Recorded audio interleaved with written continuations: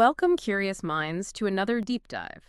Today we're tackling something pretty illuminating, I think. We are. We've gathered insights from two uh, incredibly successful figures, Warren Buffett and Jeff Bezos. Giants, really. We've pulled material mostly from YouTube clips and interviews looking at their philosophies, how they built their fortunes, obviously, and, what they think actually drives success and happiness. And our goal is to unpack all that wisdom, maybe find some surprising connections. Yeah, see how these seemingly different paths might actually converge on some powerful ideas you can use. So, let's get into it. Okay. We're starting with Warren Buffett. And there's this great story right from when he was just starting out. Yeah, the 1942 story. He was 11 years old. 11. And he took every cent he had, what, $14.75? Something like that, yeah. And bought 3 shares of City Service Preferred. But the key thing isn't just that he did it, it's what came next, how he thought about it initially. Exactly. He actually says his first approach for about 8 years was, and this is his phrase, exactly the wrong way. Right. He was all about predicting stocks, charting. Technical analysis, reading Edwards and McGee, Garfield R.W., all those classics. He thought forecasting the market was the name of the game. But then came the big shift. He talks about his mind being rejiggered. That's the word he uses. Yeah, around 19 or 20 after reading Benjamin Graham's The Intelligent Investor. And this is crucial. He says from that moment on, he never bought another stock. Instead, He started buying businesses that happened to be publicly traded. It sounds subtle, but it's a huge mental leap. it changes everything, doesn't it? Yeah. He explains, look, he didn't care if the price went up or down tomorrow or next week or even next year. Because that wasn't the point anymore. Right. He admitted he didn't know what the market would do, but he knew businesses. And this ties into his idea about IQ. Oh, yeah, that it's about having the right mindset, the right orientation, not necessarily being a super genius. Exactly. He jokes that 120 IQ points are plenty and 170 might actually make you worse at it. Which is funny. And then there's that completely counterintuitive point he makes. About liking it when stocks go down. Yes. He feels better when the price drops while he's buying. Because he can buy more of the business for the same money. It's like the farmer, right? Exactly like the farmer wanting farmland to get cheaper so he can buy more acres. It flips the whole usual investor fear thing on its head. And his conviction here is just immense. He says he's never had less than, 80% of his wealth in American business? Not just stocks. He emphasizes business. Yeah. And he even suggests, maybe controversially, that people might be better off if the stock market didn't exist. Wow. Because it would force you to think like you're buying a farm or an apartment building, a real asset. Precisely. A private investment you hold for its own merits. He's confident he'll win over time, not by outsmarting everyone daily, but just by understanding what he owns. And it's not just about the money either. He talks about other drivers. Like simply enjoying what he does, being trusted by people. Preferring partners even if it meant potentially less profit for himself. He's just, as he puts it, terribly interested in the whole process. A deep engagement.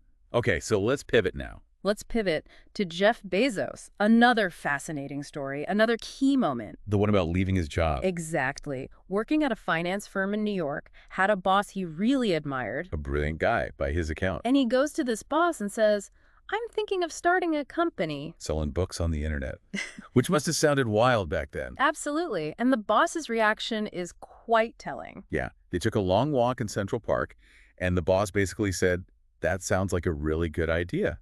But it sounds like an even better idea for someone who doesn't already have a good job. Oof. That really frames the risk, doesn't it? Leaving stability for an online bookstore. A huge leap. And Bezos connects this decision to finding a calling. Right. He makes that distinction. Yeah. You can have a job, a career, or a calling. And if you find that calling, you've hit the jackpot. It's about something deeper than just punching a clock. There's that great little anecdote, too, from someone named Dave, met Bezos years ago. Oh, yeah. Bezos was K26. And tells this guy, Dave, basically, I'm starting an online bookstore in my garage, and someday I'm going to be the richest man in the world, do over $100 billion. And Dave just laughs, right? Thinks it's statistically impossible. Completely impossible.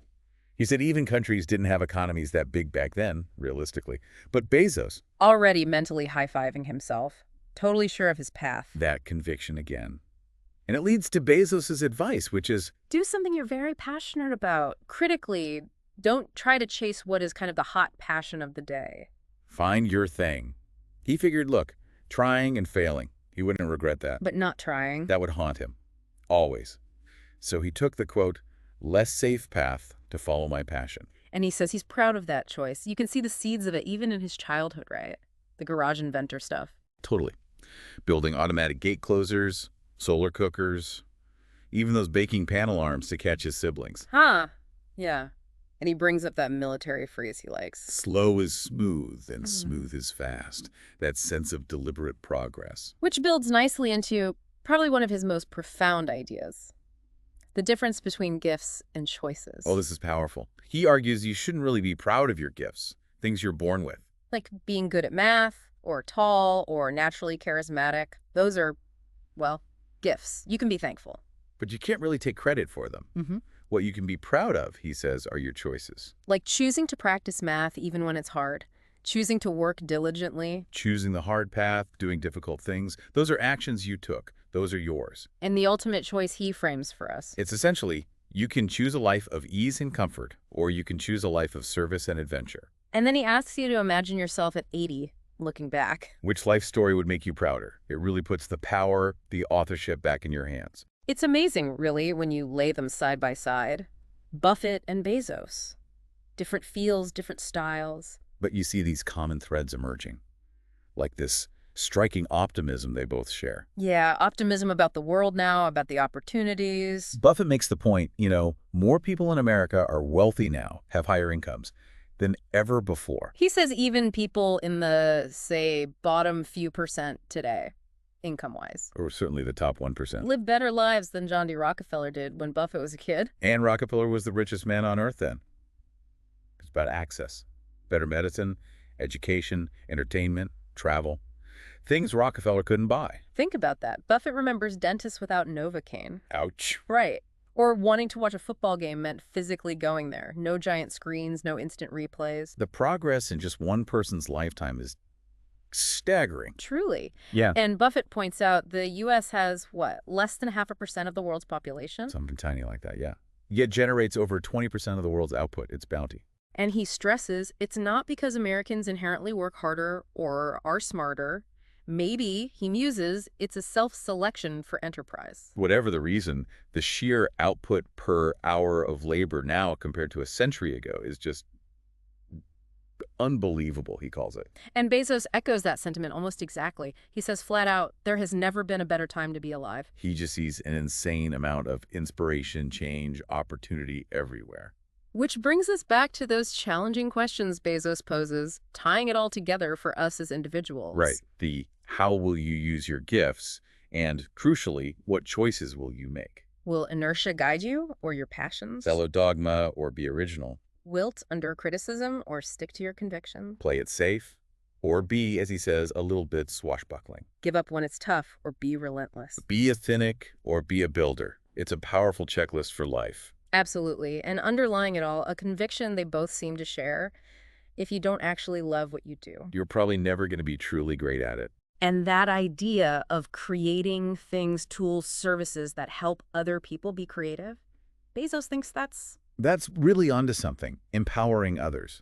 So when you boil it down, both of them, Buffett and Bezos, they really hammer home that finding your passion, having that long-term view, and making those deliberate choices. Yeah, that stuff matters way more than just chasing the latest trend or relying only on the talents you were born with.